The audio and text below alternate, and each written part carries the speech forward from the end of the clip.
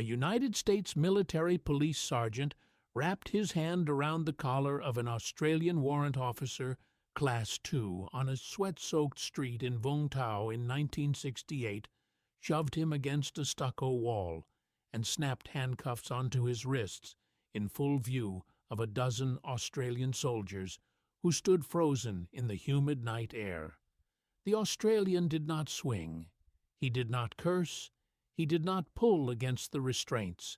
He simply turned his head, looked at the young American with the kind of controlled patience you only develop after a decade and a half of service, and spoke 8 words that would climb 2 separate chains of command before sunrise and land on the desk of an Australian provost major with the force of a directed artillery round. Those 8 words: "We do not recognize that rank, young man." Wait. What? An Australian warrant officer. Class 2? A man with a crown stitched to his sleeve and a service record stretching back through Malaya.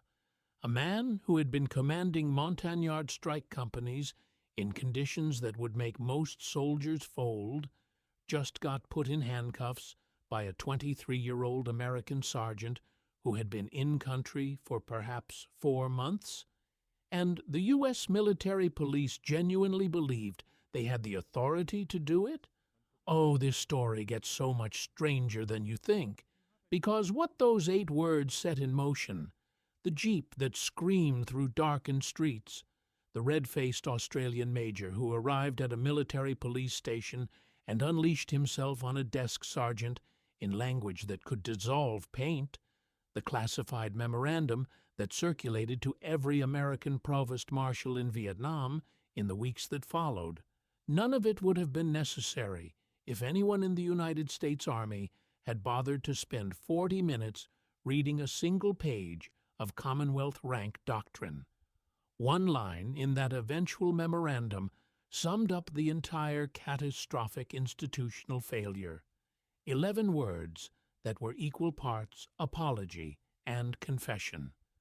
Australian warrant officers are to be treated as senior commissioned equivalents. You are about to discover why the coastal resort town of Vung Tau, the place where every Allied soldier in Vietnam came to drink cold beer and forget the smell of burning vegetation, became a quiet but genuine diplomatic flashpoint in the Australian-American alliance. And by the time we're through, you will understand why the Australian military police, who worked those same streets, side by side with their American counterparts, looked at the situation unfolding around them and concluded with professional certainty that the Americans did not fully understand what country they were standing in. Stay with me. The first thing you need to understand is Vung Tau itself and the American misconception that defined their entire relationship with it. The first Australian support compound was a complex of logistics and support bases operated by the 1st Australian Logistics Support Group in Vung Tau. On paper, Vung Tau belonged to the Republic of Vietnam. French colonial architects had drawn its streets in the 19th century when they called the place Cap Saint-Jacques. South Vietnamese police patrolled its markets, but on the ground, from the moment the Australians arrived and started pulling it into shape from nothing, Vung Tau was effectively an Australian town. The Australian Army set up the 1st Australian Logistics Support Group at Vung Tau to provide support for the Inland Combat Area Base at Nui Dat.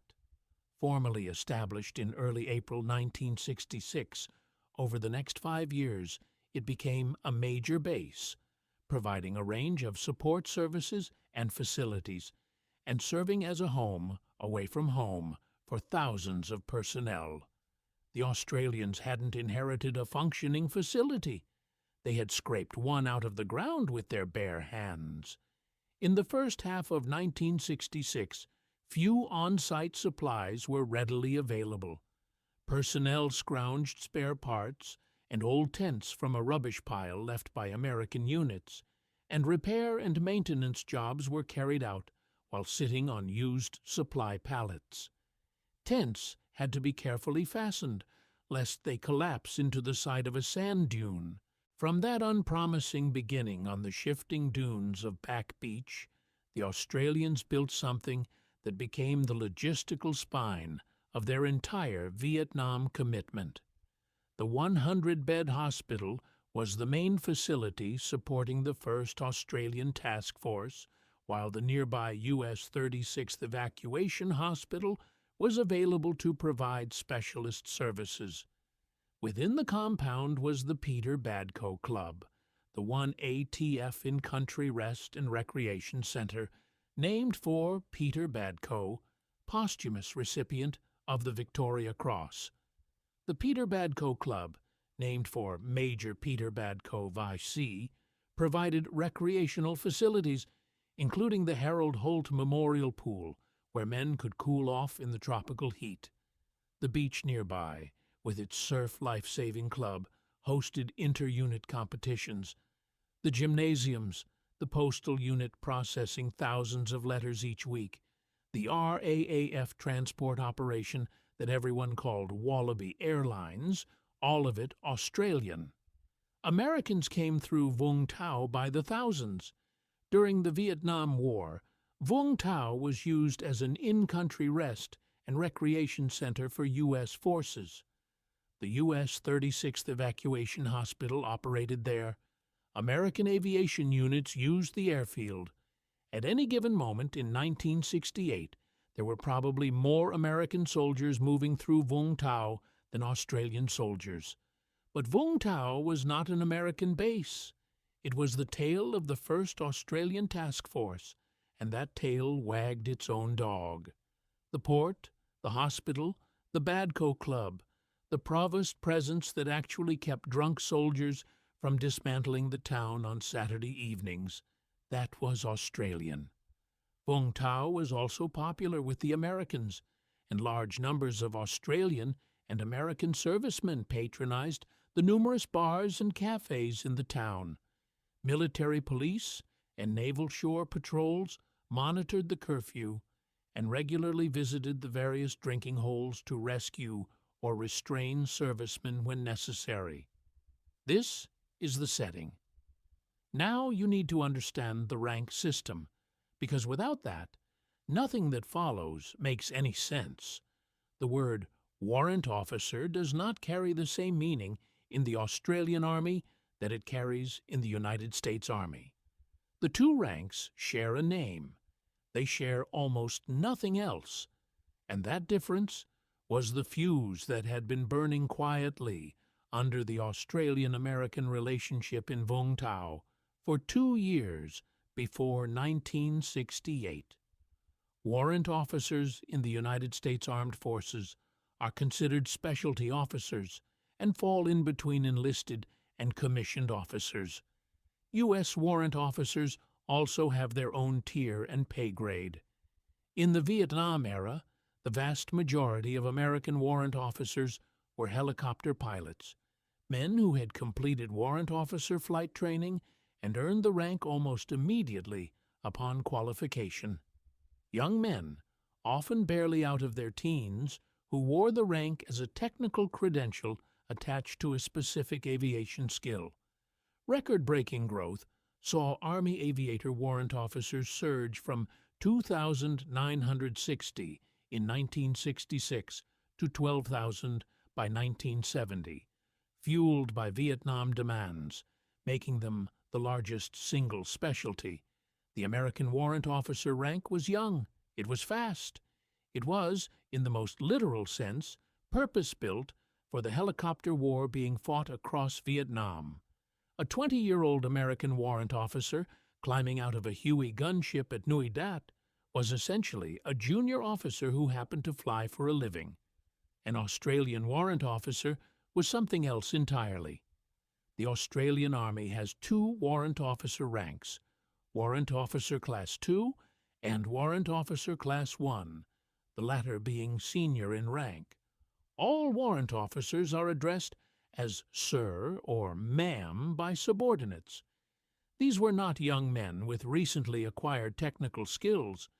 These were the most senior non-commissioned personnel in the entire Army, the absolute peak of the career enlisted soldier, men who had spent 15, 20, sometimes 25 years climbing from private through corporal, sergeant, staff sergeant, until they reached the rank that every professional soldier in the Commonwealth system respected without question. Some warrant officers hold an appointment such as company sergeant major, which is the role of a WO2, or regimental sergeant major, which is the role of a WO1. The rank insignia told the whole story to anyone who knew what they were looking at. The rank insignia are a crown for a WO2, or a crown in a square on camouflage uniform rank slides, the Australian Commonwealth coat of arms for a WO1.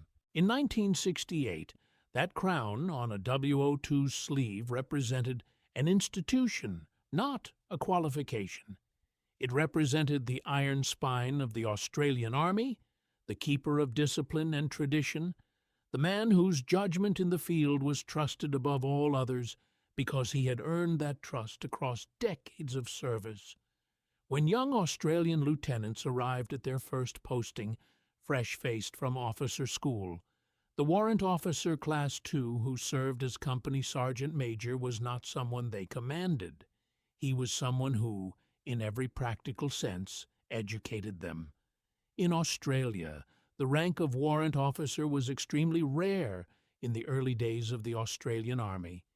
In the Army, the rank was predominantly seen in the Australian Instructional Corps. This posting was considered to be the pinnacle of a warrant officer's career, and where the rank was both respected and revered by all other ranks. During the interwar period, these Army warrant officers conducted the bulk of force training and force administration, and were considered the backbone of the small Australian force. Now layer on top of all of this the specific context of Vietnam, and the specific unit that produced the majority of the Australian warrant officers walking the streets of Vung Tau on leave in 1968. The Australian Army Training Team Vietnam, known universally as the Team, was the first Australian unit committed to the war, and the last to leave. The Australian Army Training Team Vietnam was raised in 1962 and initially consisted of approximately 30 officers and warrant officers, and was tasked to train and advise units of the Army of the Republic of Vietnam as part of the existing U.S. advisory effort. Over the following decade, the team evolved from a training unit into something extraordinary. With the war escalating, the AATTV increased, first to 60 in June, and then to approximately 100 personnel, 15 officers and 85 warrant officers by December. The overwhelming majority of the team were warrant officers, not because that was an administrative convenience, because warrant officers were the right people for the job. They had the experience, the patience, the cultural intelligence, and the tactical capability to embed themselves in Vietnamese and Montagnard units and earn the trust of the people they were supposed to lead. For many in the AATTV, serving in the war was lonely. They usually worked alone or in pairs, mostly within U.S. teams attached to Vietnamese units. Because they were spread out, Australia had a presence across the country and could see what was happening beyond Phuoc Toi province, where most Australians served. These were not men with the psychological cushion of a large formation around them. They were operating in the most demanding possible conditions, making independent life and death decisions without the support of a battalion or even a platoon. The cost they paid was measured in the highest possible currency. The AATTV was Australia's most decorated unit of the war, including all 4 Victoria Crosses awarded during the conflict. Awarded to Warrant Officer Class 2, Kevin Wheatley, Major Peter Badco. Warrant Officer Class 2, Rayeen Simpson, and Warrant Officer Class 2, Keith Payne, respectively. 3 of the 4 Victoria Crosses went to Warrant Officers Class 2, men with crowns on their sleeves, men indistinguishable by American category thinking from senior sergeants. Warrant Officer Kevin Dasher Wheatley earned his Victoria Cross and paid for it with his life in the Tra-Bong Valley on November 13, 1965. On November 13, 1965, Wheatley and Warrant Officer Ronald Swanton were operating in the Tra-Bong Valley. Their platoon came under heavy fire, and Swanton was shot. Although he knew his mate was dying, Wheatley refused to leave him. Again urged to withdraw, Wheatley would not. Instead, he pulled the pins from 2 grenades and waited for the enemy. 2 explosions were heard, followed by bursts of fire. Both men were killed. Wheatley's refusal to leave a mate was seen to be in the highest traditions of gallantry. Wheatley's award was one of 4 Victoria Crosses bestowed upon members of the AATTV and was the first awarded to an Australian during the Vietnam War. In May 1969, 2 more Warrant Officers Class 2 would earn the cross within weeks of each other. In May 1969, Simpson was involved in 2 actions that resulted in his VC. On 6th May, under heavy fire, Simpson rescued a fellow AATTV advisor. On 11th May, Simpson put himself between wounded men and enemy fire to organize their rescue. Then there was Keith Payne. On the 24th of May, 1969, in Kontum Province, Warrant Officer Payne was commanding 212th Company of 1st Mobile Strike Force Battalion when the battalion was attacked by a North Vietnamese force of superior strength. Under this heavy attack, the indigenous soldiers began to fall back. Directly exposing himself to the enemy's fire, Warrant Officer Payne, through his own efforts, temporarily held off the assaults by alternately firing his weapon and running from position to position, collecting grenades and throwing them at the assaulting enemy. He organized the rescue of 40 wounded and stranded soldiers who had been separated from the rest of the unit. He also helped a seriously wounded U.S. soldier. These were the men walking the streets of Vung Tau on leave, men who had spent months embedded in hostile territory with only a handful of local troops between them and the enemy, men whose service records included campaigns in Malaya, Borneo, and Korea, men who carried the memory of those earlier wars in the way their bodies carried scars. Simpson served in World War II, the Korean War, and the Malayan Emergency before doing 3 tours of Vietnam. When one of them stepped off a jeep in Vung Tau and walked into a bar, he was not a soldier on break from a training course. He was a combat-hardened professional at the absolute peak of his career, taking 48 hours away from the most demanding advisory work the Australian Army did. An American soldier looking at that man saw a crown on a sleeve, and the American had absolutely no idea what that crown meant. This wasn't individual ignorance. It was institutional failure, consistent and repeatable. American rank insignia used bars, leaves, eagles, and stars. It used enamel pins on metal frames for its own warrant officers. Crowns were a Commonwealth symbol that American training simply did not cover. A crown looked, to the American eye, like something between a sergeant's chevrons and a decorative patch. It did not look like an officer's insignia.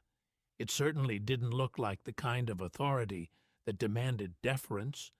And so American soldiers, particularly military police working checkpoints and curfew patrols, looked at Australian warrant officers and made the same categorization over and over. Senior, enlisted, manageable, subject to the same kind of directive authority the American MP used with their own personnel. There had been earlier incidents.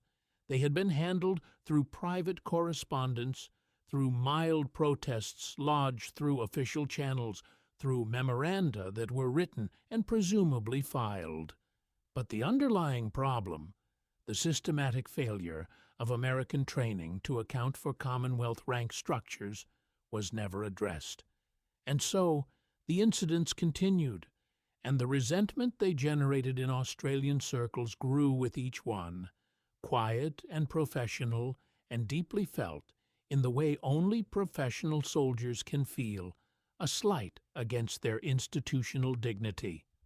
What happened in the summer of 1968 on a Vung Tau street near the Australian Rest and Convalescence Centre was the incident that finally forced the issue into the open at a level where it could not be quietly filed away. The Australian Warrant Officer Class 2, at the centre of what would become known in internal Australian channels, was a member of the AATTV on a 48-hour in-country leave period. He had come down from the Central Highlands, where he had been embedded with a Vietnamese unit for months, living and working in conditions that left no margin for error. Vung Tau was as close to safe and comfortable as Vietnam got.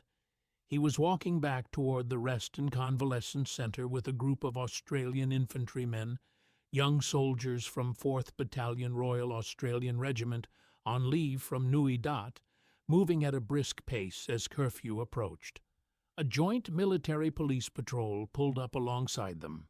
3 men in the vehicle, an American MP sergeant, an Australian Provost Corps corporal, and a Vietnamese police officer. The standard arrangement that had evolved from the practical necessity of managing a town full of Allied soldiers who spoke 3 languages and operated under 3 different command structures. The patrol system existed precisely because no single nationality had the knowledge or authority to handle every situation that could arise. The Australian corporal's job, in part, was to manage interactions involving Australian personnel. The American sergeant's job was to manage interactions involving Americans. The arrangement depended on each man knowing which situations were his to handle. The American sergeant stepped out of the vehicle and looked at the group. He saw Australians moving toward curfew. He saw the man at the front of the group, a solid, unhurried figure with years written into the way he carried himself, wearing a crown on his sleeve. And he made the error that had been made before, and would be made again before anyone finally fixed the system. He read the crown as a non-commissioned rank and stepped into the warrant officer's path. The Australian corporal in the vehicle saw what was happening approximately 3 seconds before it went wrong. He opened his mouth. He was too slow. The American sergeant demanded identification and received it. He looked at the identification, saw the words Warrant Officer Class 2, applied American category thinking to Commonwealth rank terminology, translated that into something roughly equivalent to a technical specialist just above senior enlisted, and shifted into the mode he used for handling suspected intoxicated or rule-breaking Australian enlisted personnel. He used the warrant officer's surname without the rank attached. He accused him of being intoxicated. He told him to move to the wall. The warrant officer complied without resistance. He was not going to turn a misunderstanding into a brawl on a Vung Tau street. He stated his rank clearly. He stated his unit. He explained that he was not intoxicated and that he was making his way back to the Rest and Convalescence Centre well within the curfew window. The American sergeant, working from a mental framework in which a man with a crown on his sleeve was a senior enlisted soldier making excuses, told him in effect that he didn't care what the Australian claimed to be. He was going to follow American instructions, and then he produced handcuffs. The Australian corporal was out of the vehicle and shouting in English. The Vietnamese officer sat in the back seat and wisely said nothing.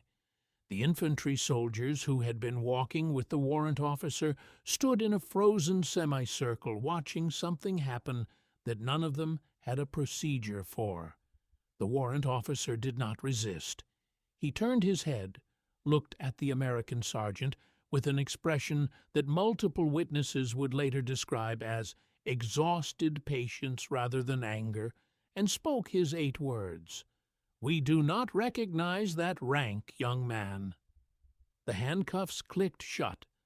What the American sergeant could not have understood in that moment, what his training had never given him the tools to understand, was the full institutional weight of what he had just done.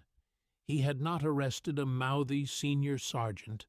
He had placed physical restraints on a soldier whose standing in the Australian Army was closer to that of a major than to anything in the American enlisted structure. He had publicly humiliated a man whose career represented 15 or more years of accumulated professional service, whose colleagues had earned Victoria Crosses, and whose unit had lost men in combat at a rate that would have been called extraordinary by any measure. And he had done it in front of a dozen Australian soldiers who would carry the memory of that moment back to Nui Dat, to their units, to their mess tents and their radio nets, where stories of this kind traveled at the speed of professional outrage. The Australian corporal got on the radio. The Australian military police radio net at Vung Tau ran through the Provost Unit compound. From there, it could reach the Australian Force Vietnam Provost duty system and, critically, the duty officer at the 1st Australian Logistics Support Group. The message that went up that net was precise and factual, in the way only an MP corporal who has just watched something institutional go badly wrong can make it. An Australian warrant officer, Class 2, has been placed in restraints by an American military police sergeant. He is being processed at the American MP station near the 36th Evacuation Hospital compound. The 100-bed hospital was the main facility supporting 1 ATF, while the nearby U.S. 36th Evacuation Hospital was available to provide specialist services. The American MP station operated in the shadow of that hospital, a few blocks from the center of town. It was a cinder-block building with a wooden bench along one wall and a coffee urn in the corner, and exactly the kind of institutional indifference that short-staffed military police stations project at all hours of the night. The warrant officer was brought inside, processed in the manner applied to intoxicated or disorderly enlisted personnel, told to empty his pockets, told to sit on the bench. He sat on the bench. He did not ask for a lawyer. He did not demand a phone call. He did not make the noise of someone who believed they had been wrongfully arrested. He asked, very politely, whether he might borrow a pen and paper. The pen and paper were produced. The warrant officer began making notes. The notes were the beginning of his formal report. The American MPs watching him began to feel, slowly, and then all at once, a specific kind of professional unease. Something about the quiet of it. Something about the way a man sits down on a wooden bench in a military police holding room and immediately begins documenting the experience in careful handwriting. The Australian Provost Major arrived approximately 22 minutes after the handcuffs had gone on. He came in the condition he had been in when the call reached him. Field uniform, dusty, absolutely furious. He identified himself, demanded the immediate release of his warrant officer, and was met by a desk sergeant experienced enough to immediately phone the provost marshal, rather than make a decision of his own. The American provost marshal for the Vung Tau area was woken from sleep. He listened to his desk sergeant describe the situation, and he understood, in the cold professional calculation that comes to senior military officers at 2 in the morning, when a serious institutional mistake is being explained to them, exactly what had happened. The guidance existed. The memoranda on Commonwealth ranks had been circulated. Somewhere between the writing of those documents and the deployment of a 23-year-old sergeant onto the streets of Vung Tau, the institutional translation had failed completely. The sergeant had not been trained on what a crown meant. He had done what his training prepared him to do, in a situation his training had failed to account for. The provost marshal got dressed and drove to the station. What happened next was one of those small human moments that military history rarely bothers to record because it doesn't fit neatly into operational narratives. The American provost major walked in. He walked across to the warrant officer, still sitting on the bench, still making notes. He apologized, not in the formal, liability-conscious way institutions apologize, but in the direct way one professional soldier apologizes to another when his institution has caused an offense that should never have occurred. He removed the handcuffs personally. He offered coffee. The warrant officer, with the economy of a man who has made his point without needing to elaborate, declined. The two majors, one American and one Australian, spent approximately 40 minutes in a corner of the station working out what would happen next. The American agreed that the arresting sergeant would be formally counseled and subjected to remedial training on Commonwealth rank recognition. The Australian agreed that provided the matter was handled properly through American military channels, the Australian chain of command would not escalate it into a formal diplomatic complaint. Both men understood that the arresting sergeant had not been malicious. He had been inadequately prepared. The warrant officer was driven back to the Rest and Convalescence Center. He completed his leave. He returned to the Central Highlands and to his unit. He submitted his formal report. That report traveled up the Australian chain of command with the quiet efficiency of a document everyone knew would have to be addressed. The Australian Provost Major's report traveled alongside it. So did the American Provost Marshal's own account, which landed on desks at Military Assistance Command Vietnam with the particular weight of an incident that had diplomatic implications neither side wanted to have to explain publicly. The Australian response was multi-layered and measured. Through official channels, Australian Force Vietnam Headquarters made it clear that the incident in Vung Tau was not an isolated event. They produced evidence of a pattern. Warrant officers stopped at checkpoints and addressed, without their rank. Warrant officers refused entry to American officer facilities on the grounds that their rank wasn't recognized as commissioned. Warrant officers handled on the street in ways that were institutionally appropriate for American enlisted soldiers and institutionally insulting to the Commonwealth rank they actually held. The Australians laid it all out with the kind of methodical, professional precision that is perhaps the most effective form of military pressure available to a smaller ally dealing with a larger one. No threats, no public statements, just documentation. The American military establishment took the complaints seriously for reasons that were both principled and practical. On the principled level, they understood that they had failed their own standards of Allied relations. On the practical level, they understood the political arithmetic. In 1966, the Australian government substantially increased its Vietnam commitment when the first Australian task force was given responsibility for securing the province of Phuoc Tuy. It established its operational base at Nui Dat, while the 1st Australian Logistics Support Group established a logistical base, including its magnificently run hospital facility on the coast at Vung Tau. Australia was contributing roughly 8,000 troops to a war consuming 500,000 Americans. Those 8,000 troops had their own province, their own chain of command, their own doctrine. They were not interchangeable parts of the American machine.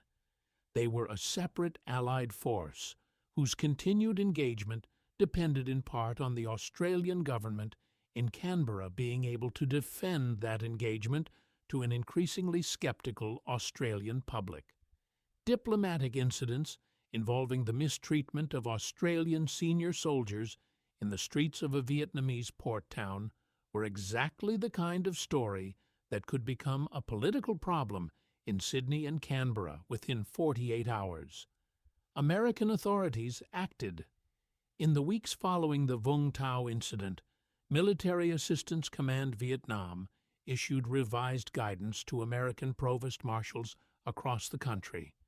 The guidance was bureaucratic in its language, all such guidance is, but embedded within it was a sentence that represented a genuine institutional concession. Australian warrant officers were to be treated, for all practical purposes and in all interactions with American military police, as senior commissioned equivalents. They were to be addressed as Sir. Under no circumstances were they to be subjected to the handling procedures American MPs applied to enlisted personnel. The revision was, in institutional terms, an acknowledgement that American rank categories did not map onto Commonwealth rank categories, and that when in doubt, American soldiers should err on the side of treating Commonwealth warrant officers as officers rather than as something lower. It was formal. It was distributed. It was a step. Was it sufficient? Not entirely. The combination of an Australian, American, and Vietnamese military police patrol starting out for another day's work was described as capable of handling almost any situation that might occur in Vung Tau, which was a leave and rest center for most of the Allied nations involved in the war. The joint patrol system continued. Additional incidents continued to occur at a somewhat reduced rate. American soldiers continued to be inadequately trained on the detailed nuances of Commonwealth rank structures.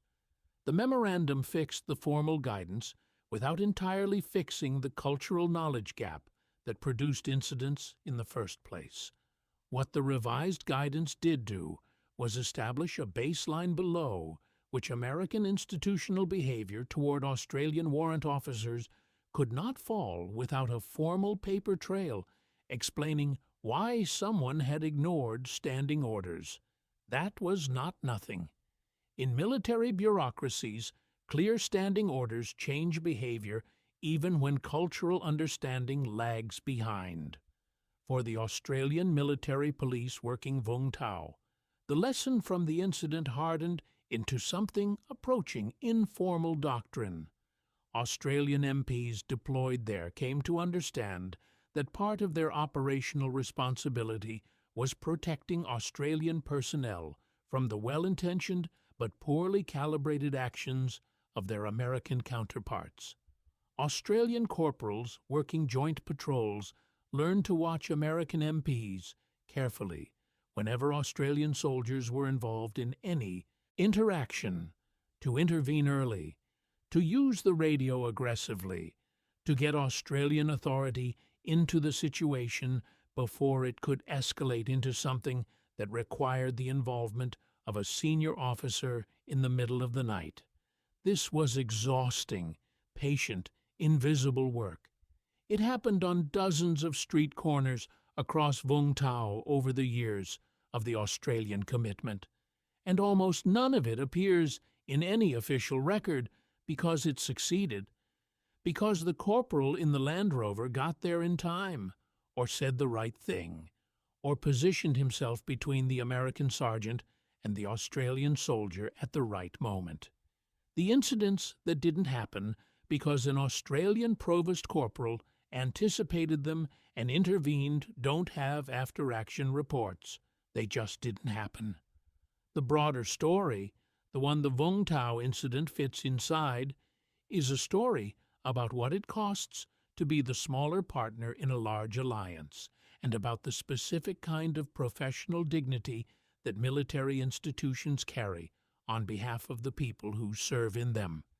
Australian warrant officers in Vietnam occupied a cultural position with no direct American equivalent.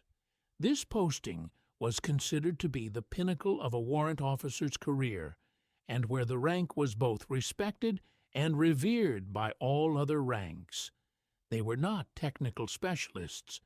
They were not junior officers by another name. They were the living institutional memory of the Australian Army, the men who maintained professional standards across rotations of officers and conscripts who knew what the unit was capable of because they had built that capability themselves. When one of them was handcuffed on a public street by a man young enough to be his son, the insult was not personal in any meaningful sense. The 23-year-old American sergeant bore no particular malice.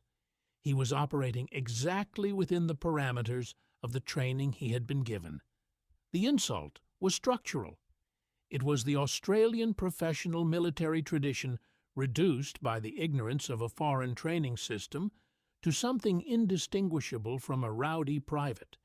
And the Australian response, the phones, the jeep, the major at the door of the MP station, was the Australian Army defending its own institutional identity against a misclassification it had documented and complained about and waited to see corrected and watched happen again. The 8 words themselves deserve a final accounting. "We do not recognize that rank, young man."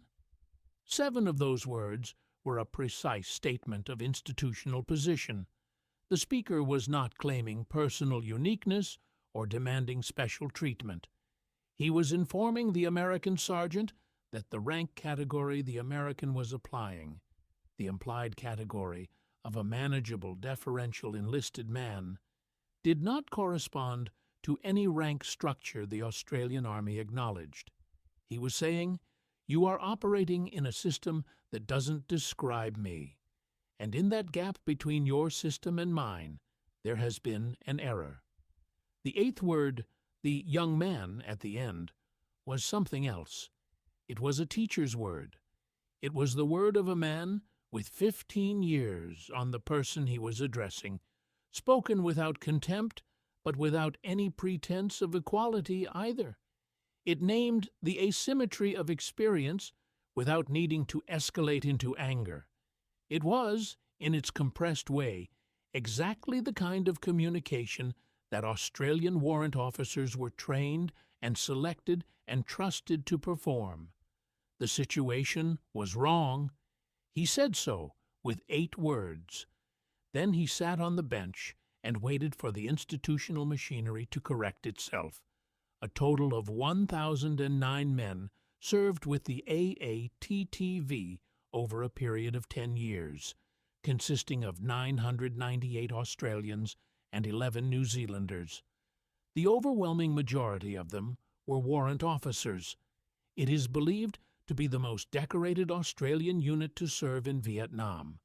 Its members received over 100 decorations, including 4 Victoria Crosses, during its existence. The men who walked those streets in Vung Tau on leave, wearing crowns on their sleeves, were not peripheral figures in the Australian War. They were the center of it. They were the unit that arrived first and left last. They were the men who commanded Montagnard companies in the Central Highlands, who worked alongside special forces in conditions that even experienced soldiers found extraordinary, who earned Victoria Crosses at a rate that no unit of comparable size in the Australian Army had ever matched. They deserved, at minimum, to have their rank understood by the allies they were fighting beside. The American sergeant who put the handcuffs on completed his tour. He went home. His name does not appear in any publicly available document connected to the incident, which is probably the appropriate outcome. He made an institutional error that his institution had preloaded into him. The institutional error was identified, documented, and corrected. That is how militaries are supposed to work. The memorandum exists. A joint Australian, American, and Vietnamese military police patrol starts out for another day's work from its base. Vung Tau is just one posting for the Australian MP, who has earned the respect of all Allied troops on active service. The photograph of that joint patrol from December 1969 exists in the Australian War Memorial Collection. 3 men standing together in front of the Marshal's office sign, each wearing the uniform of a different nation, each operating within his own command structure, coordinating because they had to, imperfectly because 3 separate systems always produce imperfect coordination. The story exists. And the story, in the end, is not really about one warrant officer and one sergeant on one street in 1 year of the war. It is about the gap that opens when large institutions assume that their categories describe the world, when their maps are taken for the territory, when the thing that fits neatly into an American training manual is mistaken for the full range of what there is. The Australian Army had a rank that the American Army couldn't fit into its framework. Rather than admit that limitation, American training simply ignored it, and the gap between the framework and the reality kept producing the same incident until the evidence was too loud to ignore. 8 words closed that gap, not a diplomatic cable, not a general's order. 8 words from a man sitting calmly on a wooden bench in a military police holding room in Vung Tau, making notes in borrowed pen on borrowed paper, waiting for the institutional machinery to catch up with the truth he had just stated with complete precision. "We do not recognize that rank, young man." The rank, of course, was not his. The rank that was being misrecognized was the American sergeant's own rank, being misapplied to a man it didn't describe. The Australian was, in that quiet and devastating formulation, not challenging his own authority.